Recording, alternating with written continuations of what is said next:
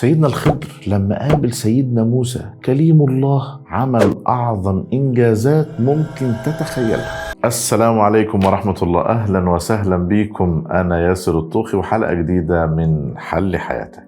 احنا بقينا عايشين في زمن غريب، لو سافرنا وما صورناش يبقى ما سافرناش، لو أكلنا أكلة حلوة ومحدش شافها يبقى ما شبعناش. احنا بقينا عايشين بره أكتر ما بقينا عايشين جوه، والنتيجة بقى روح منهكة وعقل دايما بيقارن نفسه بالناس. النهاردة هنتكلم عن سيكولوجية الاستعراض وازاي ترجع تعيش لنفسك مش للمتفرجين. علم النفس بيسمي الكلام ده البحث عن الاستحقاق الخارجي، يعني قيمتك مش جاية من جواك، ده جاية من كام واحد داس لايك، وده بيخليك في حالة قلق دايم. يا ترى شكلي عاجبهم؟ لكن في الروحانيات في مصطلح عظيم اسمه الإخلاص، والإخلاص هنا مش بس في العبادة، ده فن الاستغناء بالذات، إنك تعمل الحاجة عشان أنت مستمتع بيها أو عشان ربنا يرضى عنها، مش عشان الناس تقول يا بختك.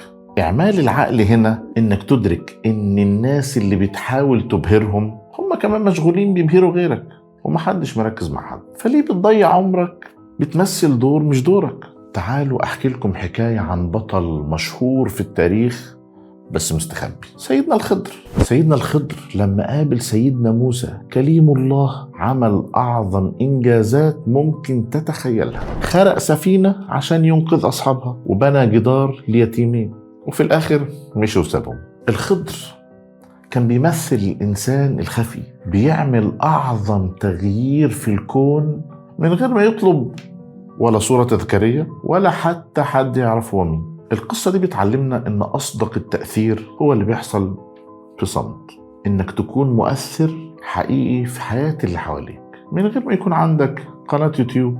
ده قمة النجاح النفسي والروحي يا صاحبي. مش لازم نطلع لايف واحنا بنعيط عشان الناس تصدق إن احنا زعلانين، ولا لازم نصور كوباية القهوة من 20 زاوية عشان نثبت إن احنا رايقين. اشرب القهوة وهي سخنة قبل ما تبرد، وانت بتدور على الفلتر المناسب. طعمها وهي سخنة أحسن بكتير من طعمها وهي ترند.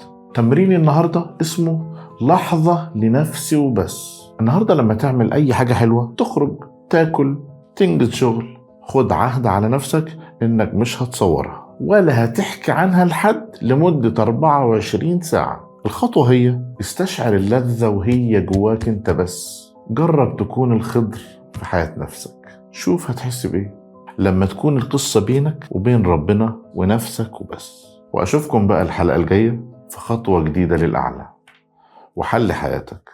ولو حياتك حلوة الله يزيدك حلا.